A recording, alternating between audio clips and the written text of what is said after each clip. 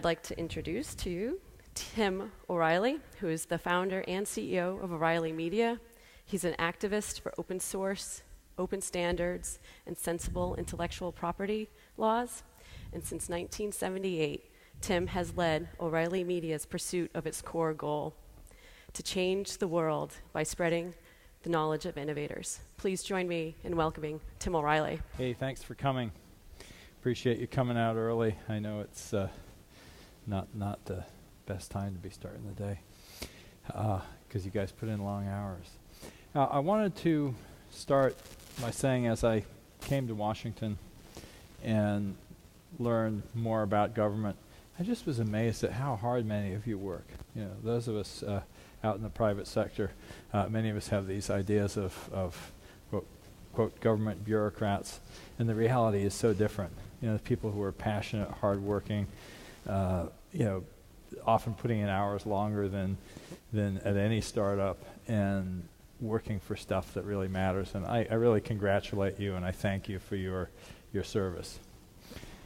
So I want to start, by the way, could you guys wake up the monitor down below? I can't see my slides. All right, thank you. 5 years ago, I started using a term, Web 2.0. And, of course, we launched a series of events now called the Web 2.0 Summit and the Web 2.0 Expo events in partnership with TechWeb. But Web 2.0 was more than a conference. It's really an idea. And the heart of the idea was that there was a renaissance of the web after the dot-com bust. And there was a difference between the companies that succeeded in that first wave of the internet and those that failed. So when we looked at the killer apps of the new millennium, the Google, eBay, Craigslist, Wikipedia, Yahoo, Amazon, YouTube, Facebook, and Twitter, you know, some of these actually coming after we introduced the term, we saw that they all had something in common. And what that was, first of all, software delivered as a service, but more importantly, that software is driven by huge databases that literally get better the more people use them. It's a critical idea, very, very different than simply the idea that you put together a website once and it's your data. These databases actually grow through user contribution. And that's why I describe the heart of Web 2.0 as harnessing collective intelligence. There's another concept, though, that's really important, and that is the idea that data is the intel inside of these applications. What that means is that companies get competitive advantage by building these databases.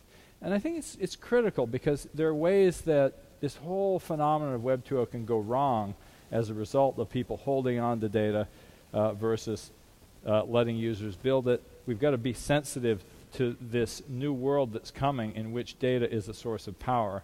And government, in many ways, is one of the great equalizers in a world where companies can accumulate monopoly positions. And government, of course, is a fantastic source of data, and that's one of the ways that government can participate in Web 2.0.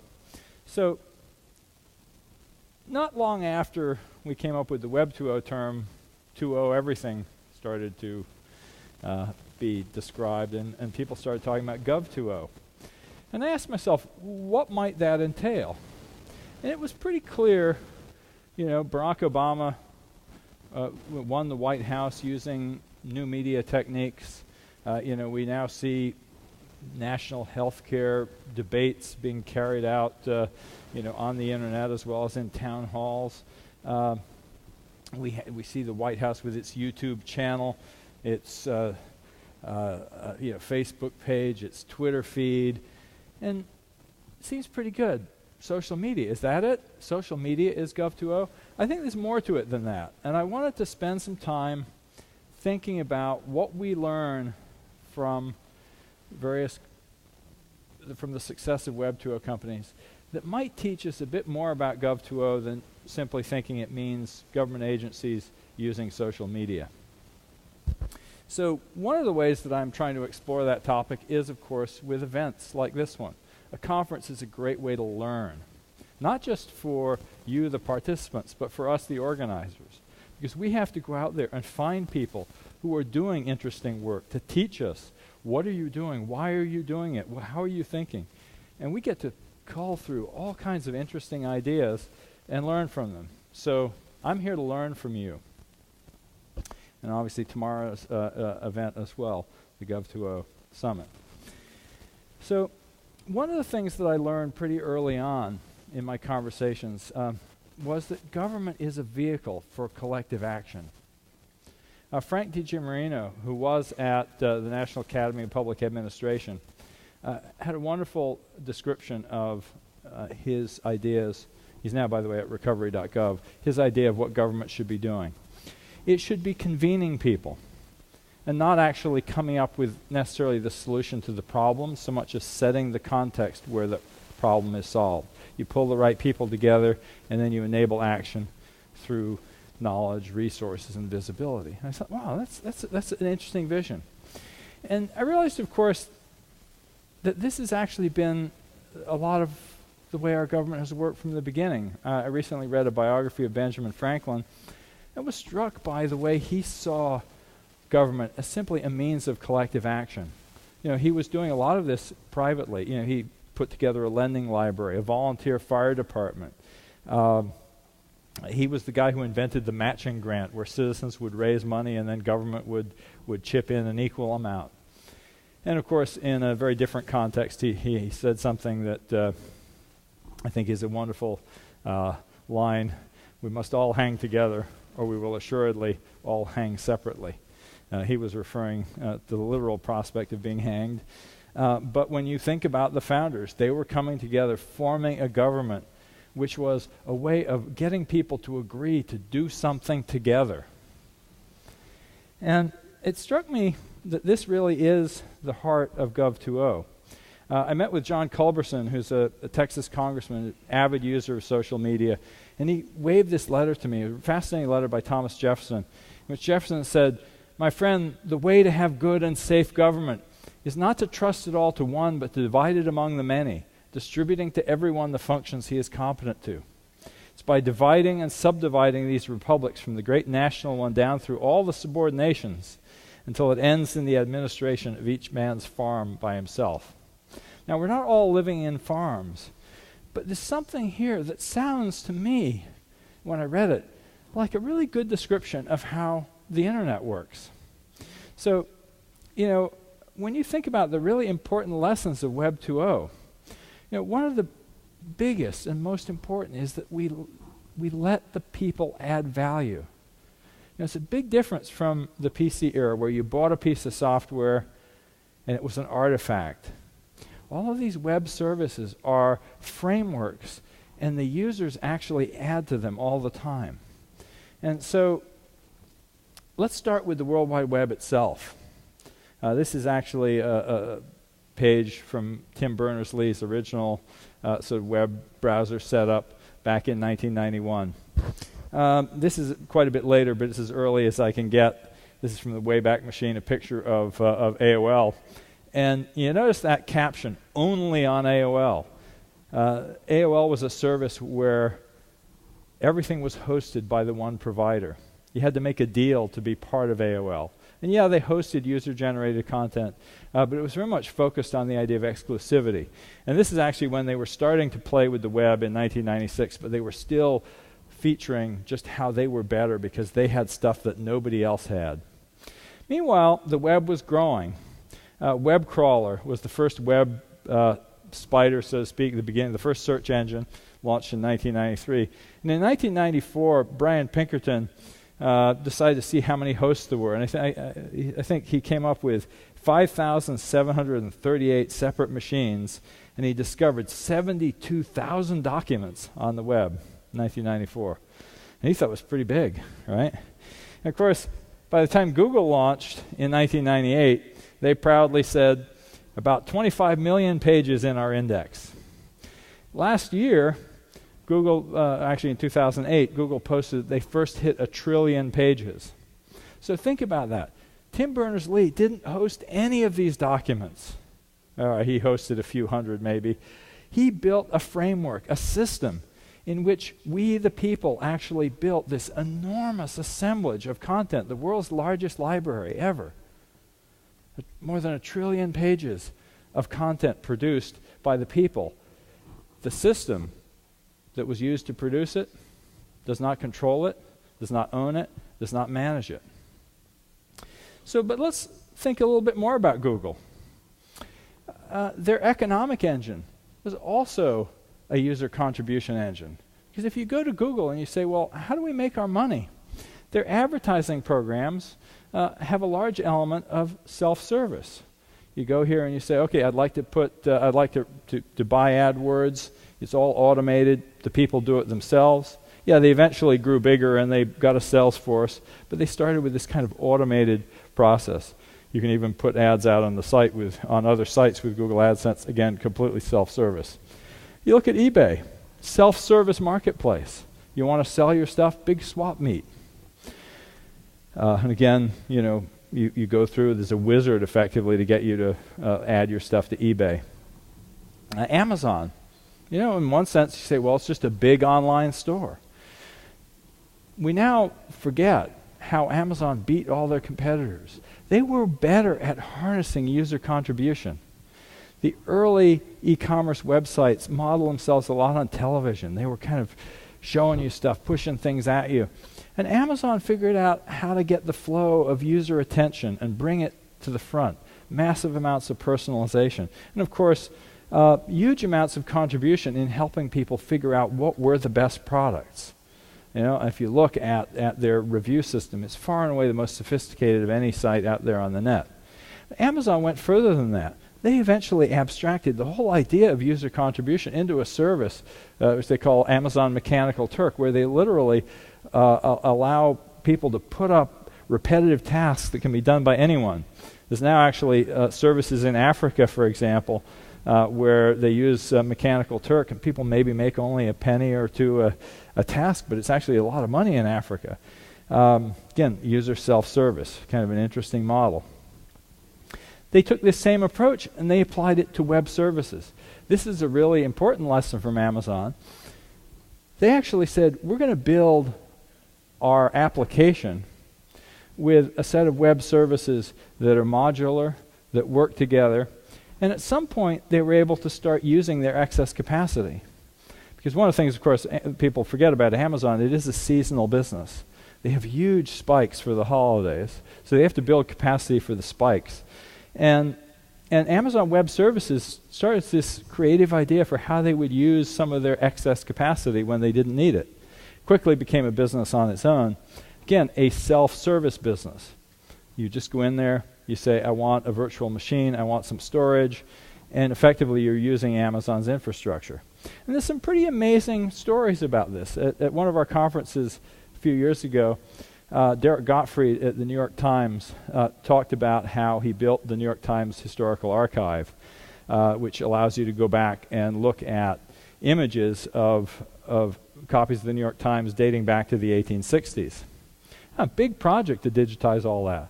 Well, guess what? It was done by one guy, programmer. And what's really funny is the way he says, well, I started out by putting it on my expense account, because this is one of the real wonderful things that Amazon introduced with web services. You buy computing power by the drink. And unfortunately, it became very popular.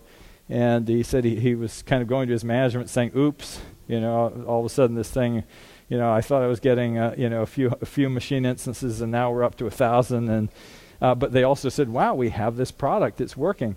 And of course, so he got permission to expand it. But that's part of the power of this new model. No big procurement. This guy just started as an experiment that took off. Similar story, again, from journalism. The Washington Post was working with all of Hillary Clinton's documents from when she was First Lady. And they were put out as PDFs, something like, I can't read that, it's too small, and I've forgotten the number, but hundreds of thousands of pages.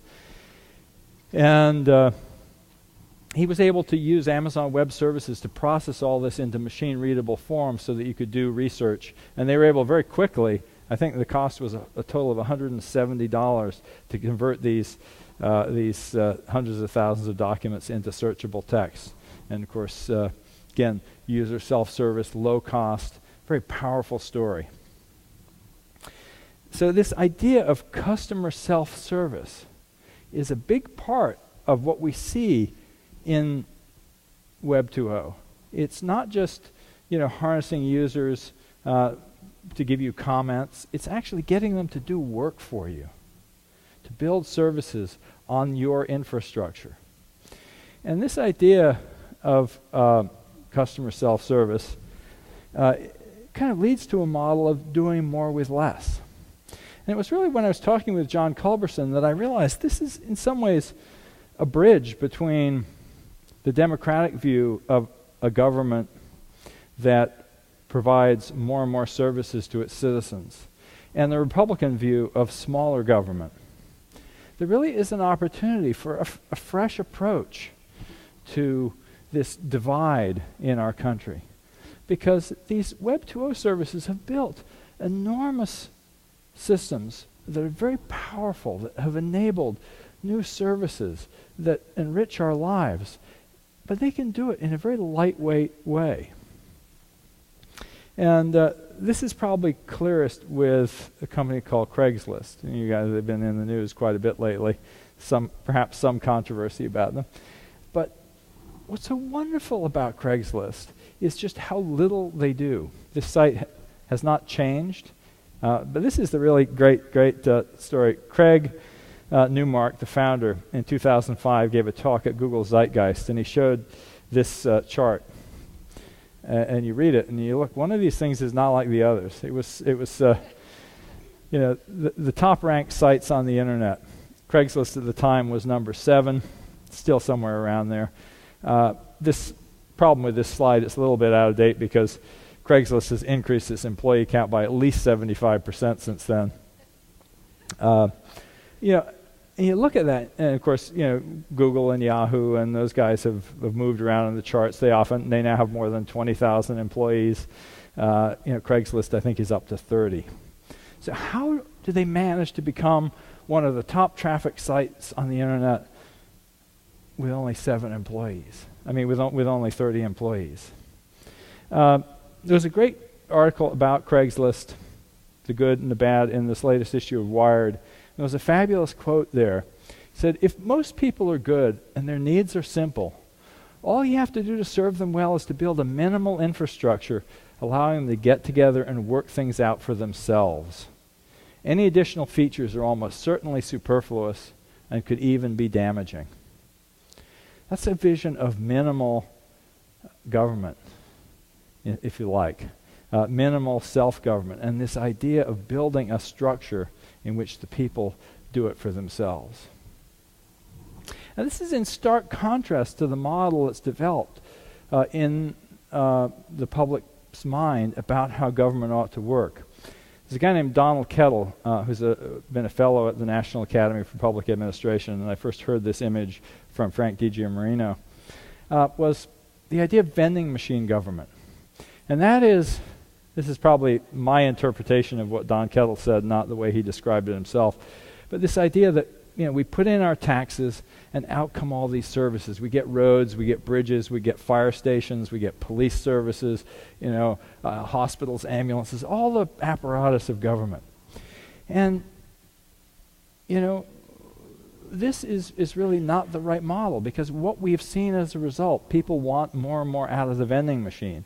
And as a consequence, our government has grown.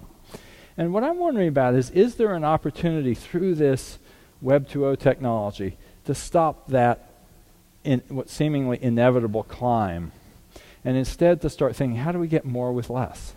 And we're starting to see this thinking take hold with the introduction of sites like data.gov. It's really an SDK, if you like, for the government's APIs. SDK meaning software development kit. This is the idea that maybe the government isn't going to deliver all these services. They're going to provide the infrastructure and let people outside the government start to deliver these services.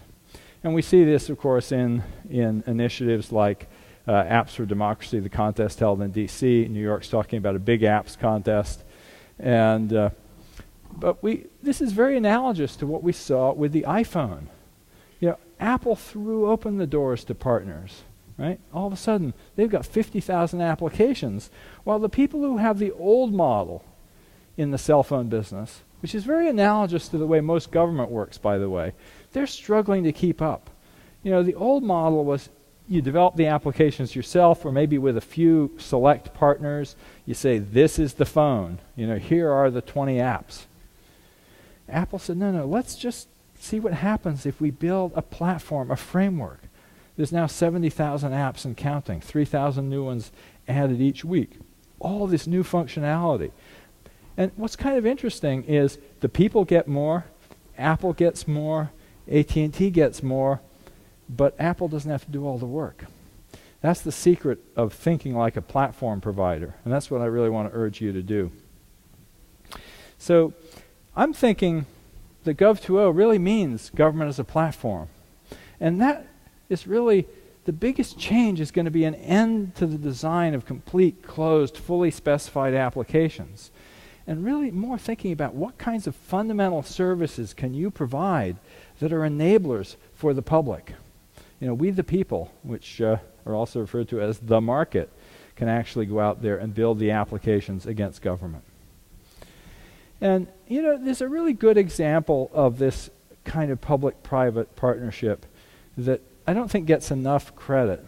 If there were a government app store, equivalent to the Apple App Store, all of these amazing location-based applications that we're starting to see coming out of the high-tech community would be there in the government app store.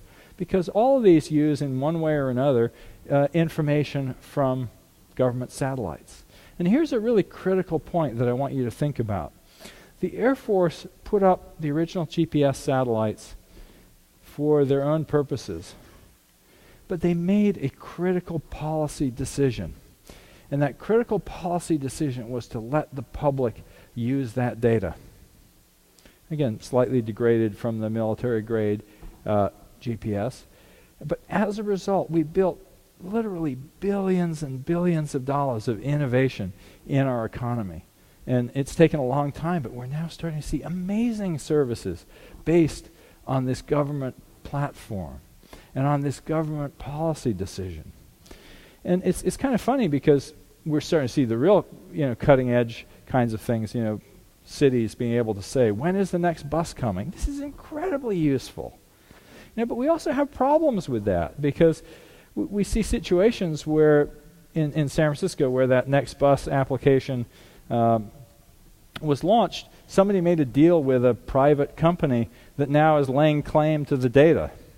And they actually sued the iPhone application provider saying you can't use our data unless you pay us royalties. So you have to think about this idea that government data should not be licensed to private companies in a way that's going to keep this creative reuse from happening.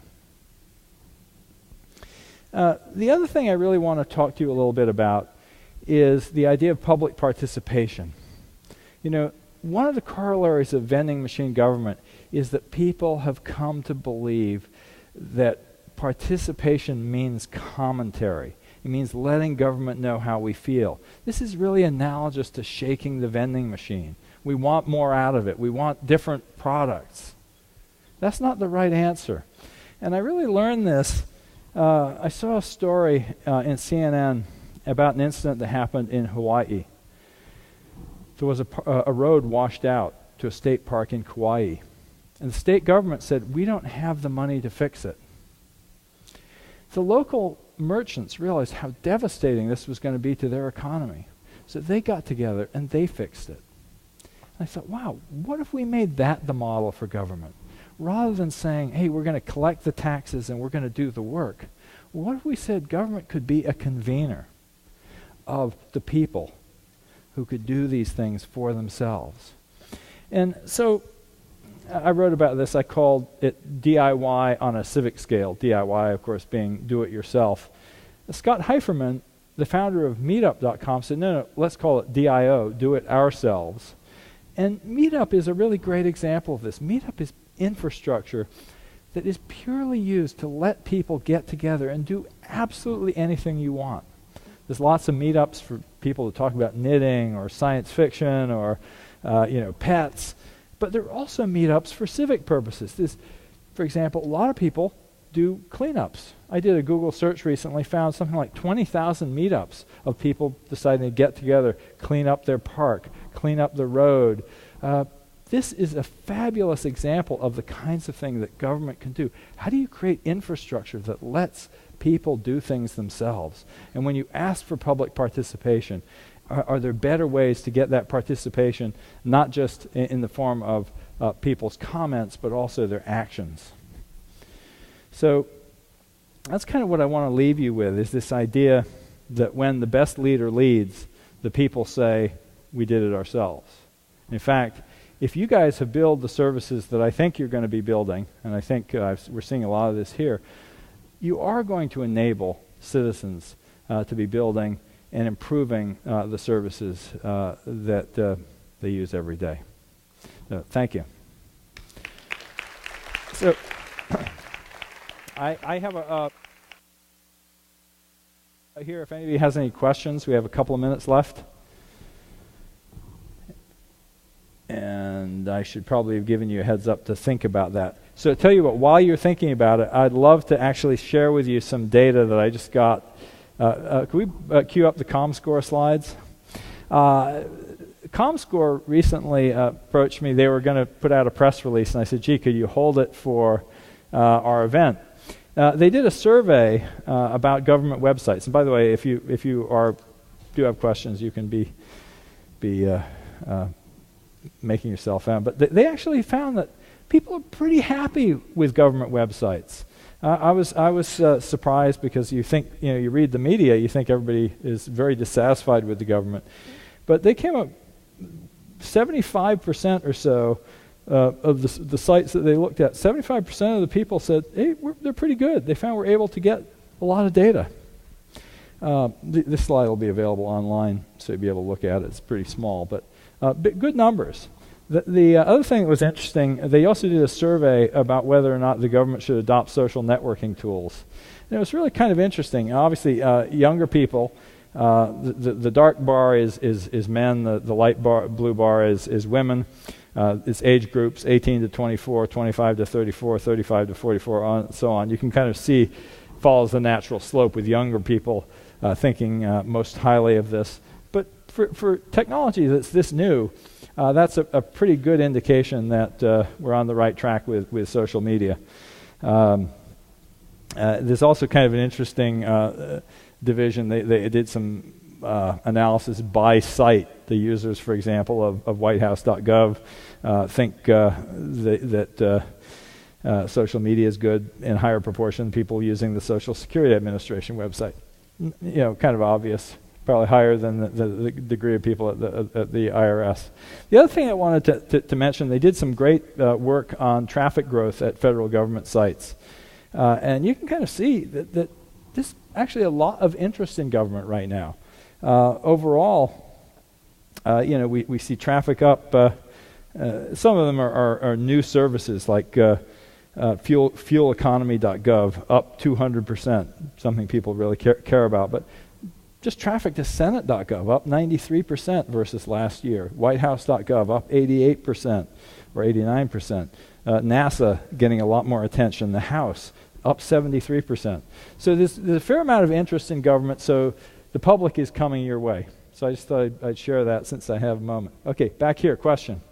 Yes, in regard to the vending machine government model, I'm just wondering what you think would be ultimately the balance. Would everything go to self-serve, or are there certain things that are inherently have to be vended from the machine? Well, I think Don Kettle really goes into this in his book. The book is called The Next Government of the United States. And his idea is the vending machine model is pretty good for repetitive services. If you know that you got to do something all the time, picking up the garbage, whatever, this may well be that the vending machine is, in fact, the right way to do it. But it's not the right way to do things when you've got rapidly changing conditions. So we see this most urgently, for example, in the military and intelligence context. The warfighters in Iraq and Afghanistan are dealing with changing conditions. They can't go back and have a procurement that'll take 5 years to get them what they need now. They need systems that let them innovate on the ground. And so you can kind of look at the balance. Infrastructure services definitely fit the vending machine model. Innovation, opportunities for creativity by citizens, that really fits the platform model. Any other questions? Okay, back here. Good morning. Going back to the example you had of Garmin and the Air Force doing a public-private partnership, and one of the challenges a lot of our new tech leaders have said is going through the government and finding all of the data that is basically being kept throughout all of the various different government agencies. And once all of this data and information becomes available to entrepreneurs and innovators, we're going to see another tech boom based on new information being available. Can you talk a little bit about government as a partner for innovation and entrepreneurship? Yeah, I think, well, first off, the word partner carries a lot of freight because I think there's a long history in which government picks a partner and, for example, licenses its data to one chosen company or a few sort of insiders in some sense. And this new model, first of all, really does mean opening public APIs. We saw this very, very powerfully in the beginning of the web mapping revolution. There were companies like Microsoft that were way ahead of Google, who was a newcomer to the game. But Microsoft, basically, their website said, if you want to partner with us, leave your information here and a salesperson will call you. What happened to Google when they introduced Google Maps was a few hackers figured out how to get at the data, and they started building services without permission. And Google said, whoa, good idea.